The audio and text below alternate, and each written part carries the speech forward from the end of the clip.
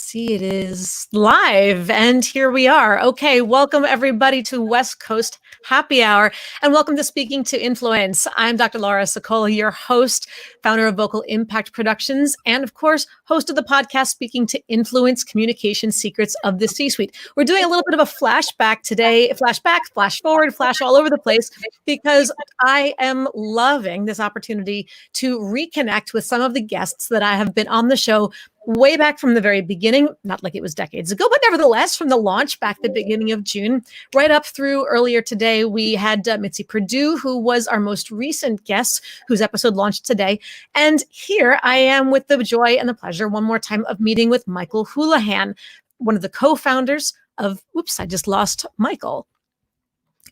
And Michael just somehow deleted himself out of the situation. So, all right, Michael, hopefully you are going to figure out how to reconnect back into this. But Michael is the founder, one of the co-founders of Barefoot Wines out in California. And he's also author of The Barefoot Spirit, which is a fantastic story. You know, this is the Barefoot Spirit is interesting because it is the story of the founding of Barefoot Wines. These are two people who never planned on going into the winemaking business in the first place. I'll let him tell you a short version about how that actually happened. Because, you know, it's something where I might end up buying a shirt I didn't intend to buy, or buying more likely a purse or a pair of shoes that I hadn't intended to buy at the beginning of the day.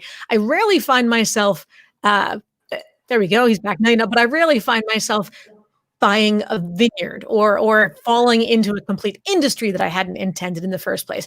So the Barefoot Spirit is a great story that talks about the birth of the brand, the birth of the company, and really the revolution of the wine industry in the United States and around the world for that matter. And so having gone from founding Barefoot Wines to writing this book, and then to creating now as founder of Business Audio Theater, the beauty is that it's not just a good book to read. And it is, because I'm not much of a fiction story reader, but I'm also, frankly, not much of a biography reader. And this sort of is more the biography of the business, the biographies of the people involved in it. But I love that there's so much more story involved in this, not just a sort of a history per se. And Michael has taken this book and created not just an audiobook. Look, my book, Speaking to Influence, which you'll see up in the upper right-hand corner of your screen, I have an audiobook version of that, but it's not audio theater. I've always said, look, part of what makes me a good coach is that I am not from the theater. I'm a linguist, and all of my perspective comes from that angle.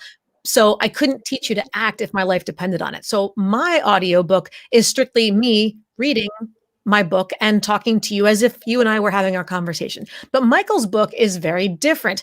Michael's book, The Barefoot Spirit, in audio format is completely like 1920s, 1930s, 1940s radio play style, with all the bells and whistles, sound effects, actors. That is a Hollywood quality production. And they've won awards for it, right? The Audis, which I think is amazing. So now that you're back, I'm not sure where you just went in that little vortex for a moment there, but Michael Houlihan, welcome and welcome back.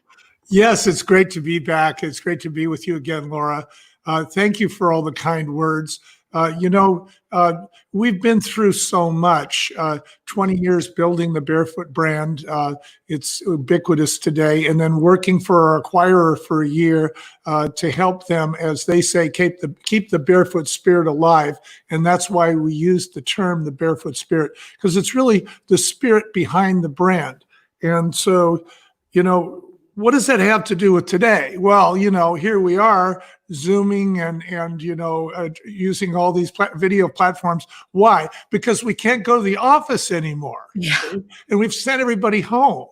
And so now company culture is even more critical than ever. It was hard enough to get people to engage and to reduce turnover when they were going to the office.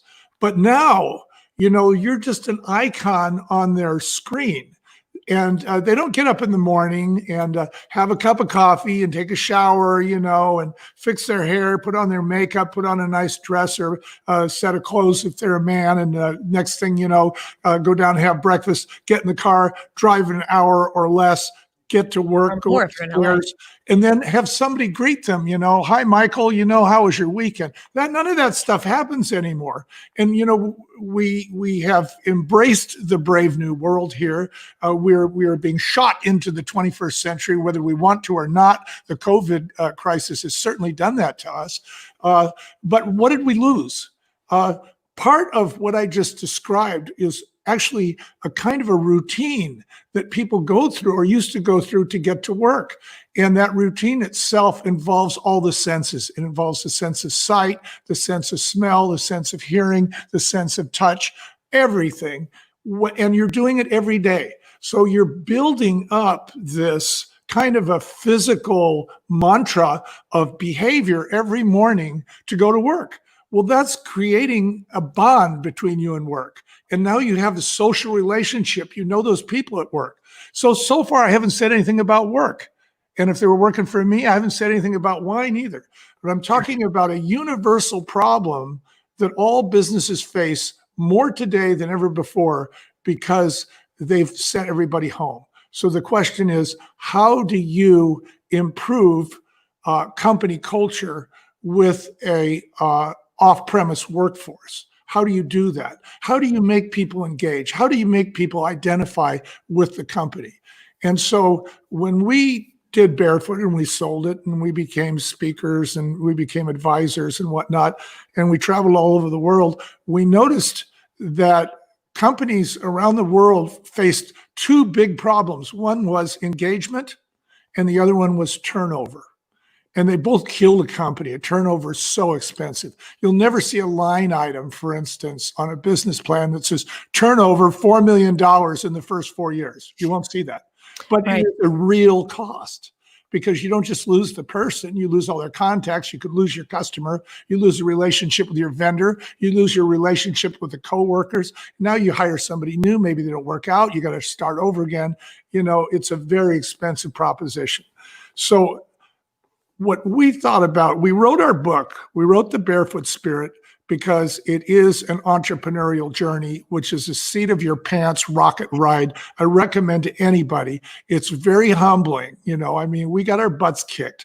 This is not one of those stories where, we come up with some massive computer and make millions of dollars overnight. No, this is the one where I go out and price items on my hands and knees in a suit and tie because nobody else will put price tags on my bottles of wine in Pensacola, Florida, right? Right.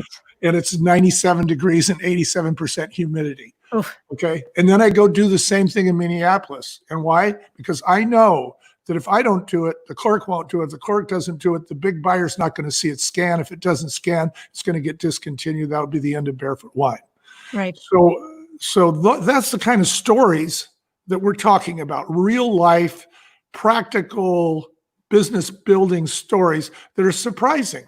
So, you can tell those stories to people. You can write a book about them. But we decided that wouldn't it be fun to just make it a play, kind of like a 1940s radio theater.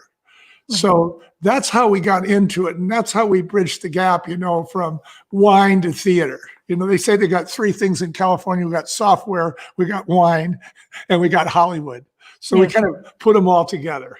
Why not? Why not? Right? Take what your greatest strengths are and find ways to repackage them, recombine them, repurpose them, and give them a whole new facelift of sorts, which is also something that there's plenty of in California. Facelifts are very important out here. Yes. And before we go into a lot of the specifics and some of the details, and you've shared with me, and we'll share with everybody who's listening, who's joining us tonight, some of the clips from the audio play, from the audio book, The Barefoot Spirit. But I do want to just take a moment to reach out to everybody who is tuning in. And it's whether, of course, if they're tuning in live tonight, please do feel free to reach out to us, right? That's what the chat box is for. So if you have questions for Michael, if you want to share stories, if you've had a chance to read or listen to The Barefoot Spirit, if you just want to tell us what your favorite wine is, that's fine too. But we would love to hear from you. And we would love you to be part of our conversation. This is not just Michael and me talking to each other and you eavesdropping. We really want this to be as engaging and interactive as you would like it to be. So this is us here for you. And as you're listening, one of the things that I've been training in all the workshops I've been doing online on how to be powerful and impactful here in this virtual environment is about trying to get people not to multitask. So this is the one time I'm going to encourage you, if you'd like, to multitask in one very specific way. And that's to go to iTunes and to subscribe to the podcast, to Speaking to Influence. And while you're there, make sure you're downloading all the episodes, especially episode number 3, which was Michael's episode. So you don't want to miss all the great business advice, leadership, communication advice that he gave there. But also to then give us a 5-star rating, please. We love 5 stars. You can give it whatever you like, but 5 stars, the more sparkly, the better, as far as I'm concerned. And to take a moment to write down just a sentence or two to review the podcast for everybody else who's out there. And of course, spread the word. And whether you're tuning in now from YouTube or from Facebook, and I'm learning all these new platforms, not that those are new platforms per se, but live streaming on both of them at the same time through StreamYard. I'm not a techie, so this is really building the plane mid-flight for me. So I appreciate everybody joining us on this maiden voyage, as it were. So if you can please, whatever platform you're on, like that channel for us so that we can continue to build our following there as well. And with that, I'm going to turn it back to you, Michael. So tell me a little bit about how why don't we start just as a taste and give people a sense of what the audiobook sounds like. Would that be fun? That would be fun. And I think you're going to play the first visit to the first buyer. Yes. What we tried to do with business audio theater is convey business principles through theater. Instead of someone telling you or reading it to you, it's being performed for you. So you're gonna hear this and you're gonna think about what's going on, and maybe you'll figure out some lessons that you can take with you. But there's no browbeating. Nobody says, now here's the point or anything like that. So it's just observe and enjoy. And so just as a general preface to everybody out there, because of the way that this platform is set up, for me to show you this clip or to listen, because again, it's audio, it's not a video, it's not a movie of any sort, I do need to share the screen so that you can hear the audio through it. So for just a minute or so, what you're going to see is just a Chrome browser that has lots of sound waves going through it. So you'll watch that. It's going to last just about a minute. But what you'll be hearing here is the experience of Michael. It's the actor who's playing you, who's going to one of the first buyers as you are trying to figure out how to sell all this wine that you suddenly found yourself. Played by Ed Asner. Is that who it is? Oh, that's the buyer. Is Ed Asner? It's Ed Asner is the buyer, yeah, and he's just as sardonic as he can be. Yes. Now, out of curiosity, again, if you haven't heard the whole book, you're not really sure leading into it, because this is an excerpt sort of chopping right into the middle of a story of the chapter. Was this buyer perhaps, had he been sampling a decent amount of wine prior to your? No, as a matter of fact, when Barefoot got started, we basically traded some debt for one of Bonnie's clients, and we couldn't get money out of the bankrupt winery, but we got bottling services and wine. So we had to decide how we were going to make a label and a business plan and all that stuff. And we thought, well, how hard could this be, right? How long could this take, right? Well, it took 20 years, right? Yeah. But the point is that we at least had the sense to go ask what the market wanted. And that's what this clip is about. It's about us, we go in hat in hand, kind of scared. We got $300,000 worth of trade in wine and bottling services for debt. And we have to turn it into a brand in order to make the money to pay the debt back. Okay, so this is about a 45-second clip or so. Again, we're going to be off the screen for just a moment as you're looking at this tab, and you'll be hearing Ed Asner along with another actor who is playing Michael. So Ed Asner's not playing Michael, but you will hear this conversation. I'm going to start this right here. My name's Michael Houlihan, and I just closed a deal with a winery to pay off some debt. I'm sitting on thousands of gallons of Cabernet and Sauvignon Blanc. When I bottle it, what should the label look like? Brown's grumpiness eased a notch. Houlihan, nobody ever asked me that before. I'm going to help you. Don't make it a hill or a leap or a run or a valley or a creek. I got enough of those. I can't sell more. Don't put a flower on it. For Christ's sake, don't make it a chateau. Make the logo the same as the name. It has to be something familiar, something people will recognize and remember. And whatever you do it in plain English. Okay, do it in plain English. I love that. Getting that kind of advice from a buyer, from a consultant, from a coach, when there's just no sugarcoating. It's just, for the love of God, whatever you do, don't do this. Don't give me that. I'm sending it right back to you. I don't want to even see your face, much less your product. If you're going to do any of this junk that I've seen a billion times now, get out of my face. Well, exactly. At the end of that clip, it goes on and says, now get out of my office. I got work to do. Right. But you know, the point here is that so many people fall in love with their invention, their idea, their service, whatever they're going to do for people, that they forget that they have to get access to the market one way or another. You know, I mean, you can have the best book in the world, but nobody's going to buy it if it doesn't come around at the right, if the timing isn't right or the marketing isn't right, if it doesn't have the right position on Google or what have you. So what do you do about that? Well, what we did about that was we asked questions. We asked questions of people who were in the industry. They weren't the sniff, swirl, and spit type people, you know, with their little finger out, you know, saying French words and talking about mid notes, right? Not those kind of dweebs at all. These are the people that drive truck. These are the people that drive, you know, forklifts. These are the people that are in the bowels of the industry, you see. And we didn't know any better because we were from outside. So we asked these questions, and nobody had ever asked him that before. And so the guy, in about 37 seconds before he threw me out of his office, like he said, he gave me the real deal, you know. And so we created Barefoot to be, the name was the same as the image, the Barefoot image and the Barefoot name. It was in plain English, Barefoot, Barefoot. Everybody could pronounce it, you see. Mm-hmm. You could see it from 3 feet away. That was really important. So many labels today, you can't see them from 18 inches away. They look great on the screen, but they look terrible in the store. So this is kind of like practical information that if we'd gone out and either gone to white collar people or had been 3 or 4 generations in the wine business, we would have never gotten. And so what made Barefoot so revolutionary was that meeting. Because here we are, we don't have any choice. We've got to do something with this wine. We don't have a label, right? What are we going to do? Yeah. So we better do the right thing. We better do something where there's a buyer who wants it. And it's interesting because that the idea of leadership being able to distill the message down to really short, concise, pithy, crystal clear, you know, no fluff around messaging is in many ways much harder than most people think, right? It's hard you're presenting to somebody and you give all the background, you give all these details, you give all this stuff. And I hear so many executives when we're talking about things like managing up, they're giving instructions to their direct reports saying, get to the point.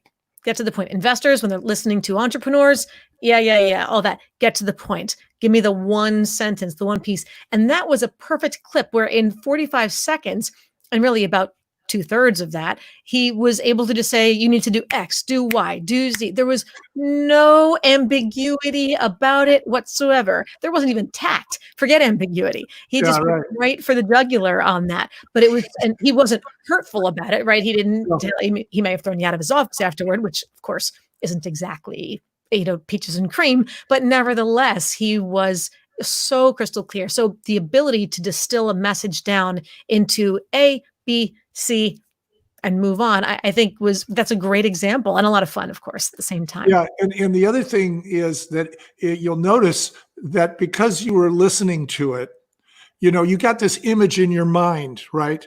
So you know that the guy's in an office, but your brain goes out and grabs a picture of an office from some touchstone in your memory and pulls that into your consciousness. And then your brain goes out and pulls up a chair. He's sitting across a desk. You put all those props together in audio. And that's one of the advantages over video, because in audio, you must participate. you see. So it's easier to remember because you've actually created the scene. So it's a very interesting media. We love it. We got the idea. We were driving across the desert. We were in Phoenix and we had to do a speaking gig down in Tucson. It's one of the most boring drives in the world. I mean, I don't care how much you like the desert. It's straight as an arrow, for like 100 and some odd miles. And so we're bored and it's a Saturday afternoon. So we turn on PBS and there is Prairie Home Companion, right? Sure. Yeah. And here they are on PBS and they're doing Guy Noir Private Eye. And it's a 1945 skit with 3 or 4 actors and sound effects and music. And here we are driving across this desert, but we're completely immersed in this dark city, in this crime drama, because it's coming through our earbuds. So that was, a wake-up call for me when that happened on that ride. I said, this is the media that we're going to use to teach business. So what other skills of business are you teaching through this medium? Well, we're teaching things like don't forget to ask questions. We're also teaching the idea that sometimes being underfinanced and underknowledged in your industry is not as much of a disadvantage as an advantage, because it gives you the outsider's point of view.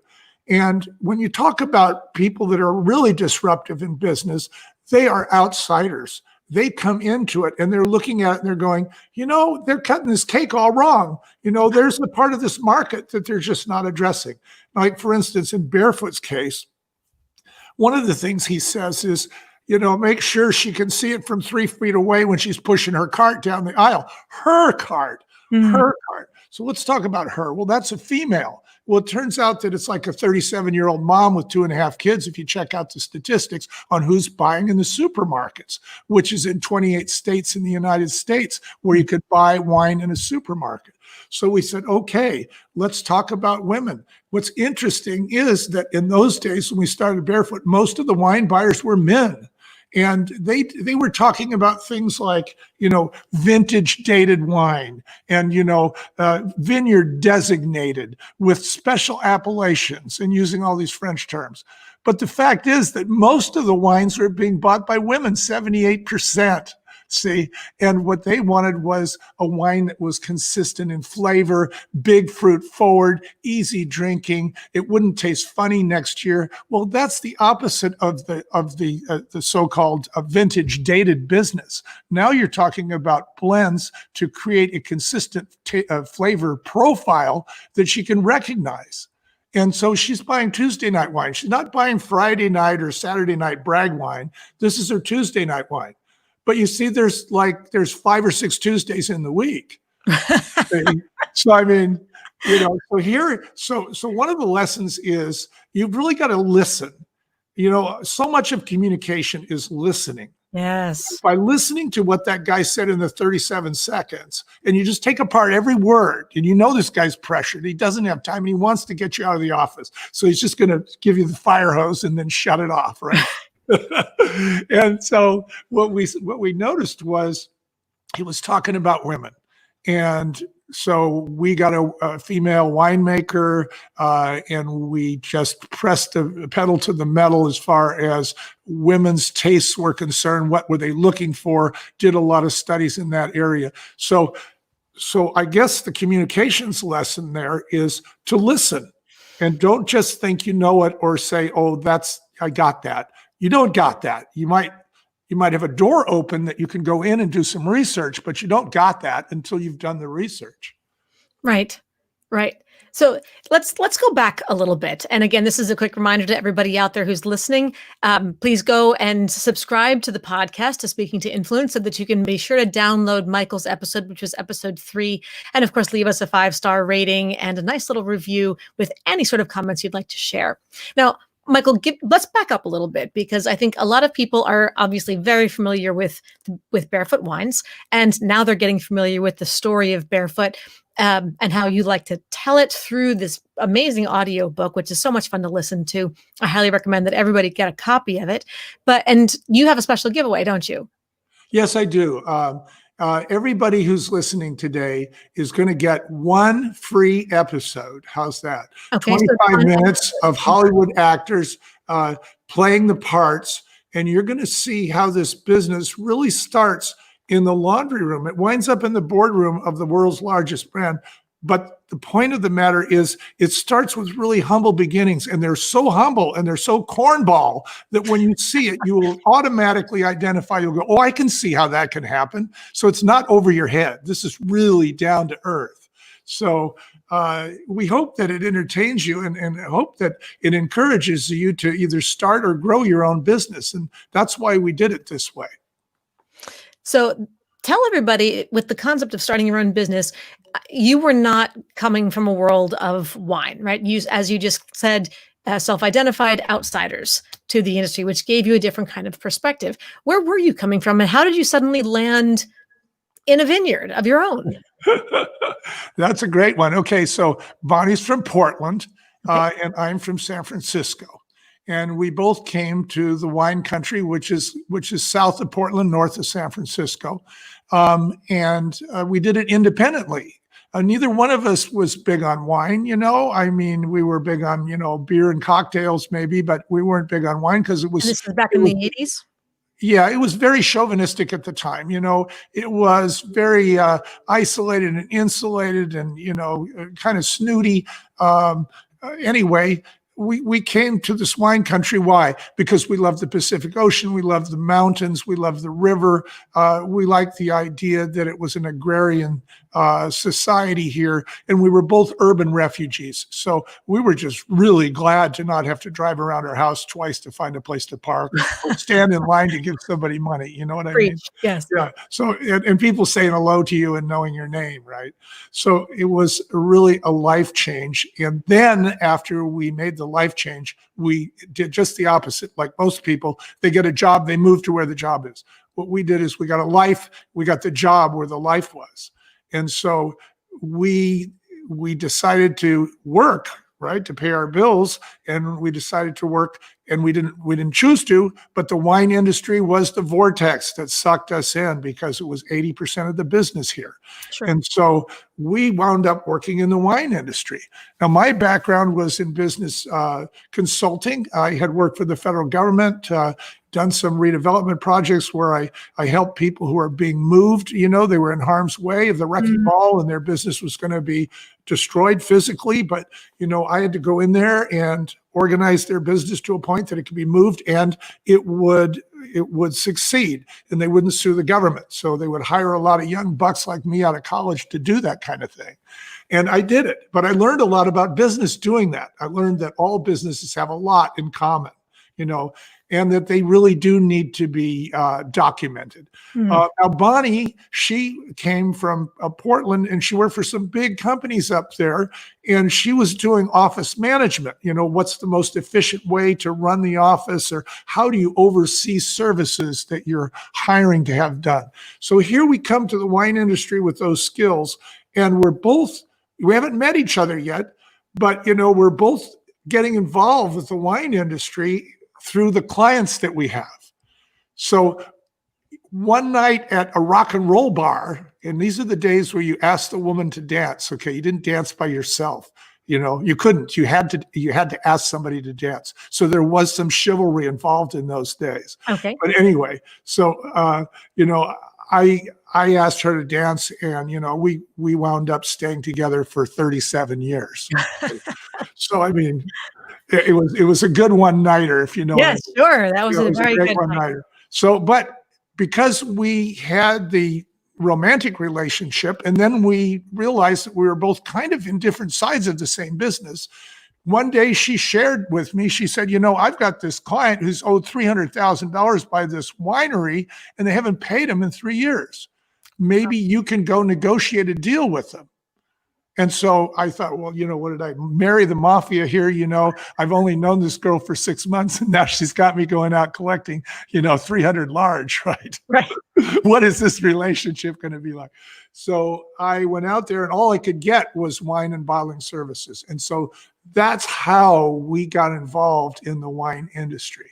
And, it's funny because when Don Brown, played by Ed Asner, the buyer for big supermarket chain, told us, what the label had to look like. We'd been thinking about it and thinking about it and thinking about it. And then one night, it's like 3 a.m. in the morning. We've been out partying. I'm ready to hit the sack. And, Bonnie stops me and she goes, wait a minute. She says, I've got it.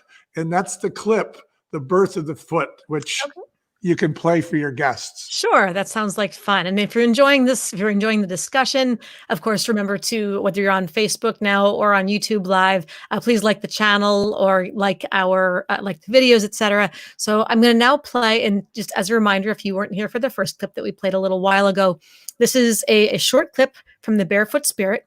The Barefoot Audio Theater, the Business Audio Theater version, the audiobook of the Barefoot Spirit. And as I play this, I'm going to do a screen share, which is how StreamYard allows us to share this clip. But because it's audio only, you're going to just see, I can't play it while you are looking at us. So we'll be off the screen for about 60 seconds, give or take. So stay tuned. Don't leave. We will be right back. And maybe we'll be here the entire time anyway. And you can, of course, continue to write in comments if you want to participate in the discussion. Tell us what you like or what you'd like to know more about, etc., as we play this. So I'm going to now share. Let's see. We're going to go for The Birth of the Foot. This is about a 1-minute clip of how Michael and Bonnie came up with their with the label for Barefoot wines. Yes. Here we go. She needed to make it solid. She needed Michael to draw it. And she needed this to happen fast. That's why she was almost vibrating to get it out and why she hustled a half-asleep Michael to the little green chalkboard in the kitchen. I know what the label looks like. This is going to be a big success.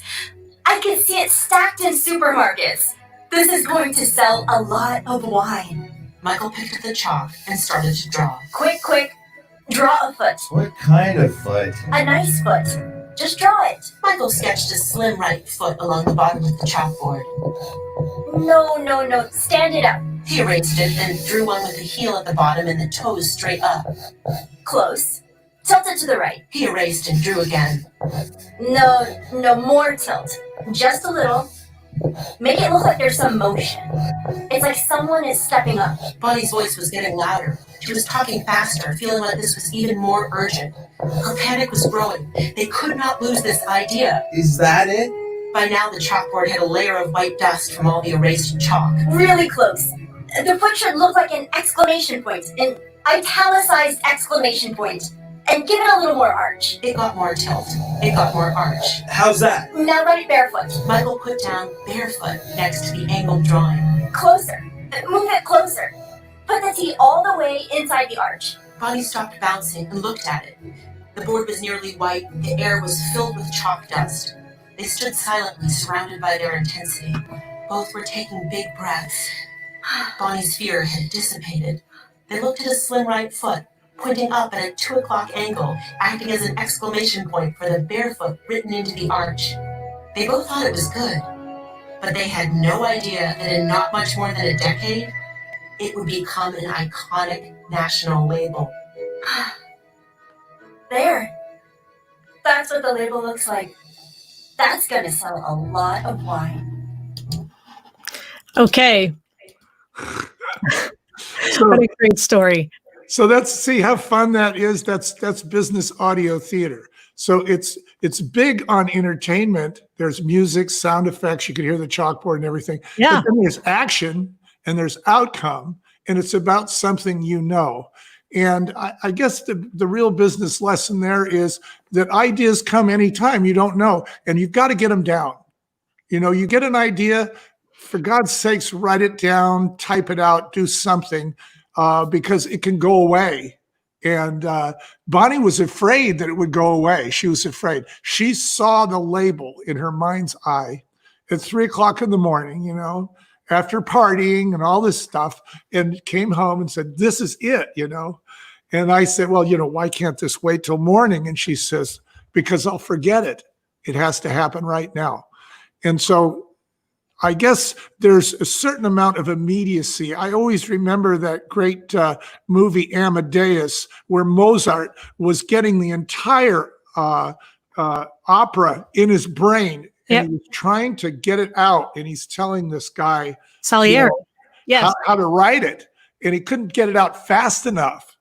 And so I guess there is some serendipity to it. And, the brain works like a computer. When you're taking a shower, when you're driving, when you're changing your baby's diapers, your brain is constantly working to try to solve problems. And we were given the problem, the name has to be the same as the logo. You got to see it from 4 feet away. It has to be something that people recognize, this and that, all the things that, Don Brown told us, and so all of it comes together, blank, like that. And so don't be afraid to move on those flashes of insight that you get when your brain finally solves something, whether you're in the shower, it doesn't matter.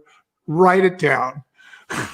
And which is funny that you mentioned that, because I actually have a little pad with 2 suction cups on it, and it's waterproof paper. I think it's called Aqua Notes or something like that. And it's in the shower, and there's a pencil that's got a little suction cup on it. So you stick it right there on the wall, because exactly that you never know whether it's a matter of, note to self, buy more shampoo, add it to the list, or, tell my husband this, or don't forget to, or here's an idea I have, just to jot it down right there in the shower. Makes it, because you never know when those ideas are otherwise going to go down the drain, right?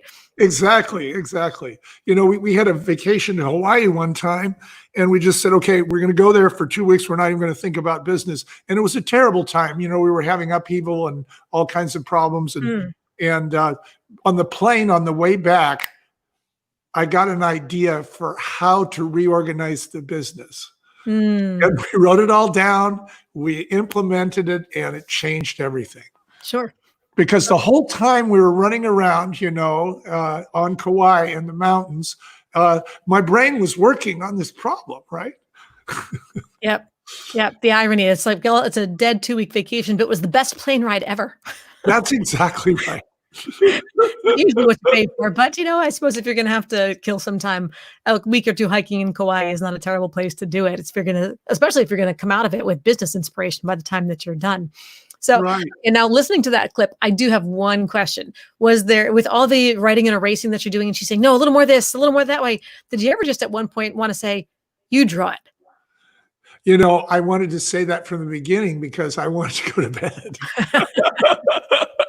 But, I've known Bonnie well enough, and I respect her, that when she has an idea, I take it seriously.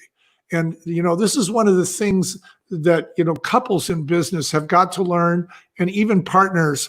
And that is, you've got to give respect to your partner to the degree that when they get intense about something that really moves them, you better pay attention, because they have your interests at heart.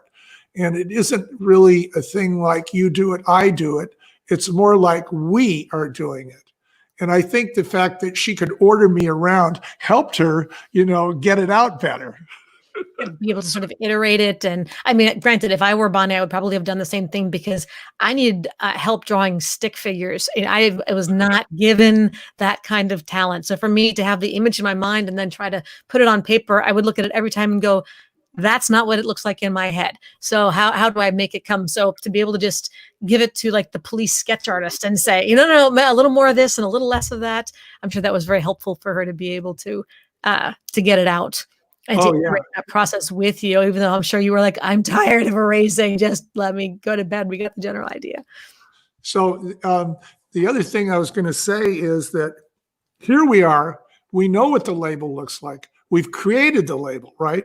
So then we bottle it up with that label, and we're really excited to go back and show this Don Brown, played by Ed Asner, buyer guy, who's kind of sour, And we're really excited, to go show him what we've done and to ask him, how many truckloads he wants, because we're really excited. We feel that we've done the right thing.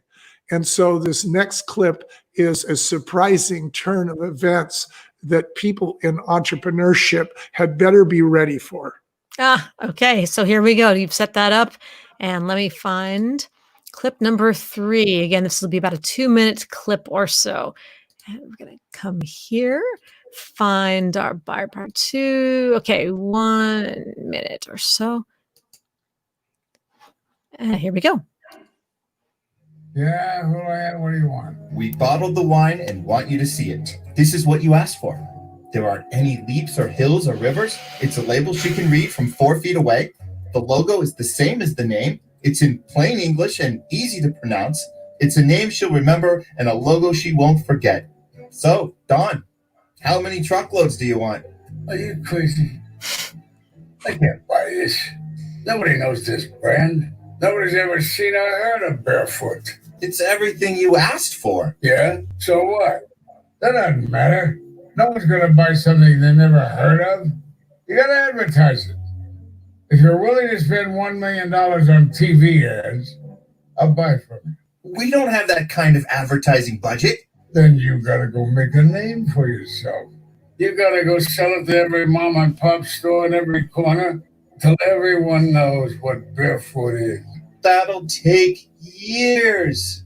Well, Houlihan, you better get started. Yes. Boy, does that sound familiar? You better get started. Well, there you go. See, so in that clip, by the way, the Michael Houlihan person is played by my friend Matt Weinglass. And what a perfect name. I mean, can you imagine just the odds? He was of that? born for the role. Was. And Matt is a very successful Hollywood producer who has created several movies that have gotten independent awards and whatnot. He has one right now that's on Netflix. But to have somebody of that caliber, we couldn't find the right person to play the Michael Houlihan person. And we went through a couple of actors and he stepped up and said, let me do it. Oh, that's because I know exactly what you're talking about, because it had to be a guy who was a little bit scared because he had been given all this money basically, and he had to convert it into a package that worked in the marketplace. He had no knowledge. It's sort of like you learning about, StreamYard real fast. right. It's like building the airplane while you're flying it. Right. And, so that's one of the lessons.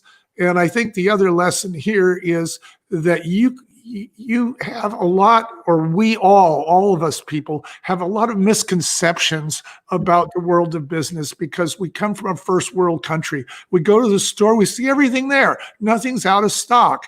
And we think that that's all there is. And we go, why hasn't anybody thought of this? Well, maybe they thought of it and it's in a warehouse in Kansas. They just never got it distributed and you just can't see it. So they failed. And so the real message here is that getting it into the market and getting it through the market is more important than the product or the price or the quality or the cute label. Because if they won't let you in, all that stuff doesn't matter. Yes, which is really a metaphor for all of life, right? If you can't get to the decision makers, if you can't get the attention of the people whose opinions matter, whose input matters, it doesn't matter how great your idea, your product, your service, but access. How do you gain access? And as entrepreneurs, that's what we're all about, frankly. Whereas if you're in sales or if you're in whatever kind of work, figuring out who the decision makers are and how to get access to them is really the ultimate key to success. Because if you can't get through that door, then you can't get past square one. And the guy says, well, I guess you're going to have to sell this to every mama, papa, and every corner grocery store because the chains and the box stores won't take it. What an interesting comment. And that's so true of life. A lot of people think that, if I can't be big tomorrow, I'm going to give up. No, maybe you should start small. Make your mistakes in a small place, have a few clients, find out what they want, and then build on that. Don't try to go large right off the bat, because you can't, even if you want to.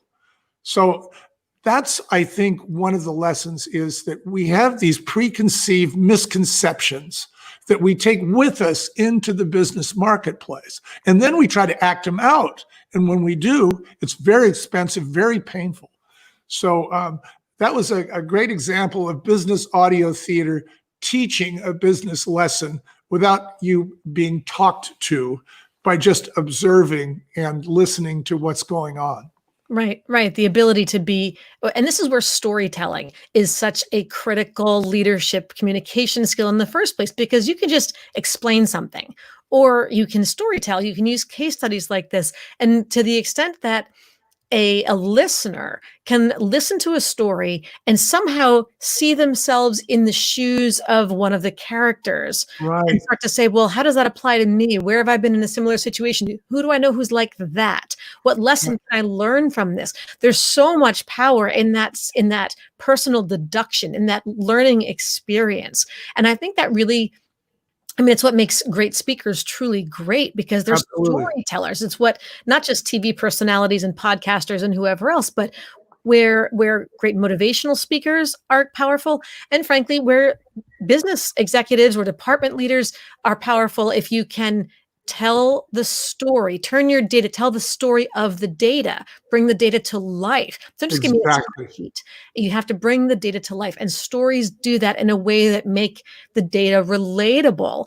And that's where you get the fact, because we process different kinds of data in different parts of the brain, right? We've got the reflex kind of lizard brain part, and then you've got your prefrontal cortex, et cetera. And that's where your brain spreadsheet is. But you're making so many decisions back here on gut instinct and reflex, and then looking to justify them with spreadsheet up front after the fact. You don't even know that we're doing it. But stories hit that reflex, hit that emotional trigger in a way that the logic has to catch up with later on. So if you're waiting just for all that grinding through the brain spreadsheet processor, it's going to be a harder sell at that point. But if you can start by triggering the emotional parts of the brain and that reflex sense, which stories do, it's going to really grease the skids on that persuasion and influence platform that we're all looking to master so desperately. Exactly. In fact, that's what we're doing now, is we're helping other founders get their story into theater so they can play it for their work at home workforce. So their work at home workforce will go, oh, listen to these people. Look at these people get their butts kicked. Wow.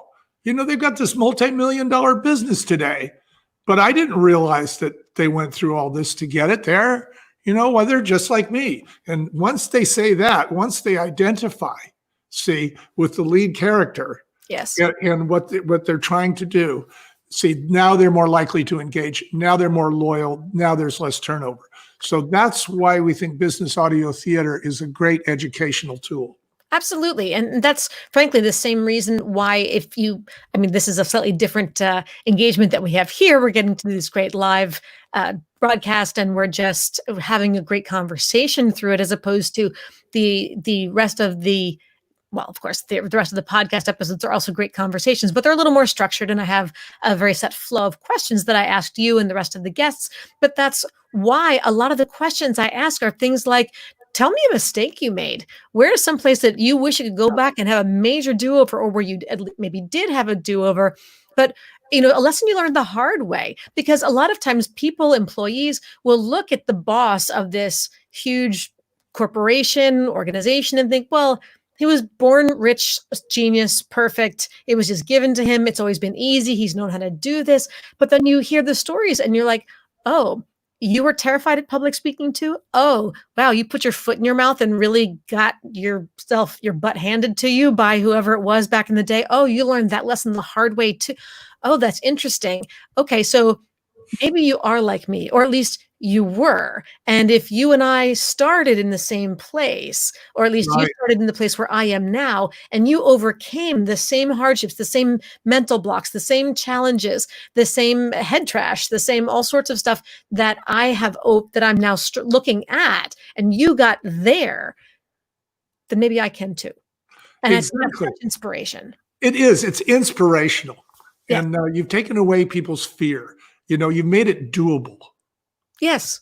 Yes. And it's like, well, if he can or she can, then so can I. So the problems and the struggles that are part of the story make you relatable. And then looking at where you've gone make you inspirational and aspirational. And when you can do those two, you can bookend on the vertical, as it were, then I think that's really where it becomes an inspiration to anybody who listens to it. So I think that the Barefoot Spirit, of course, is an amazing story in the first place, but that business audio theater, which is really what you're promoting now, what your main focus is, getting companies, the heads, the founders of companies to take their story and write the story and then tell the story and let you help them tell the story through this new medium. Is that correct? That is correct. And, they all have stories. It's interesting because we're working with some real parameters here. Nobody listened to a story that's more than 2 minutes. Okay, so tell me a 2-minute story. Well, nobody listened to an episode that's more than 25 minutes. Well, okay, let's have a 25-minute chapter. Now, how many of those 25-minute chapters do you want? So now we have a format to talk to these founders, and they can come up with stories after stories of, here's the time I almost went bankrupt. Here's the time I almost got arrested. Here's the time I lost my best customer. Here's the best person I ever hired and how I bumped into him. And all the serendipity. It's just amazing. It's so much fun. And then to add music and sound effects to that, and then to work with somebody like Matt Weinglass, down in Hollywood at Sherwood Productions, it's just fantastic. It's just fantastic. What was it like to hear the final product, to finally sit down, put on the headphones, and hear your story be told back to you? It's funny because the first cut was, a book about 8 inches thick, and we had to get it down to like one airplane ride, right?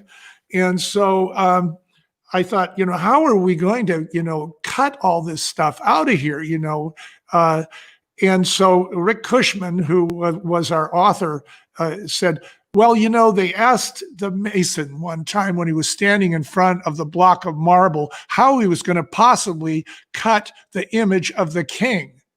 And he said, oh, that's easy. I'll just chip away everything that doesn't look like the king. See? And so that's the thing, is when we listened to it, it had been edited down. So we were delighted that it could be that succinct, that we could communicate such a complex idea, in a story like that, in these short little, snippet stories that all wove together with this thread of truth. When that happened, we were just thrilled. And we thought, this is going to entertain people, and it's going to encourage people to start their own businesses. I think that must have been so exciting to just hear the actors, the sound effects, and feel like, oh my gosh, that's it.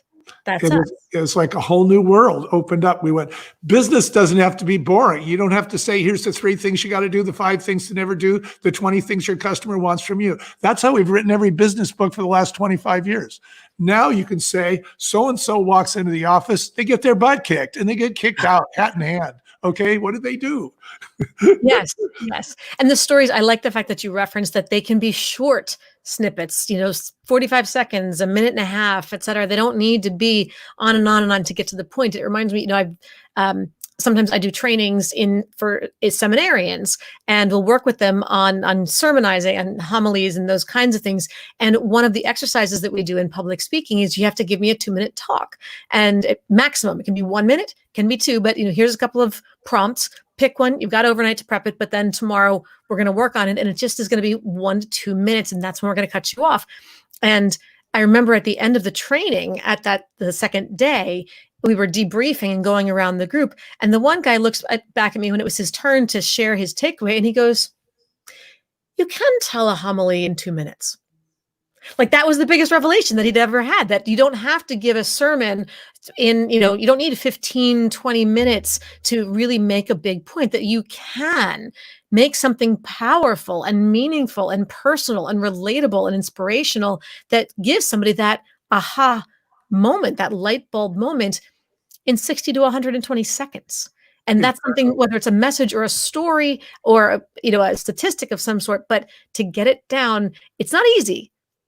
Chipping away everything that doesn't look like the king may not have been, he said it was easy, but in execution, it was certainly time consuming, to say the least. But the fact that you can do that, and that's so powerful when it's short enough to be digestible and just to sort of smack you in the head, and then it sticks with you because it was so concise and so clear. Of course, we want the details. That's why we read the whole story. That's why we listen to the whole book.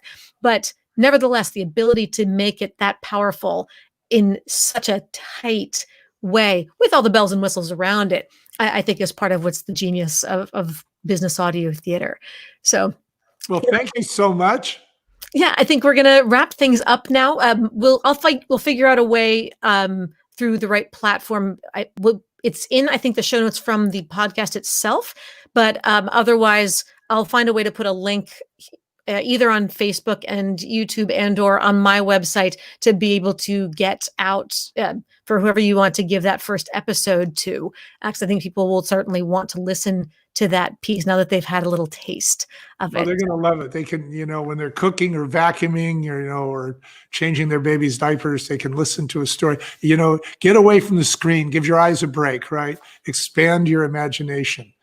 And now you have two things to listen to: the Barefoot Spirit in audio format, and of course, the podcast, Speaking to Influence. So with that, Michael, thank you so much for joining me today. Thank you. It was fun enjoying the happy hour with you, as always. Well, thank you. And I look forward to our next connection. And we'll certainly make sure that we continue this conversation just for us, but also for everybody else. And for everybody out there listening, once again, I'm Dr. Laura Sokola, your host of host of Speaking to Influence and founder of Vocal Impact Productions. And I really want to encourage all of you, please, to go to iTunes, subscribe, download the episodes, give us a 5-star rating and a quick review. And then, of course, if you're there on YouTube or on Facebook, please like the page and subscribe to it as well. Share with your friends and help me to help the rest of you find your most powerful and authentic leadership voice. We look forward to speaking with you again soon. Have a great night, everybody. Oops, and you know what I'm just realizing? This is if you are looking to connect, here's some ways that you can connect with me. I forget to put up the screen every time, building the plane mid-flight, like we said. But please do feel free to reach out on social media through whatever your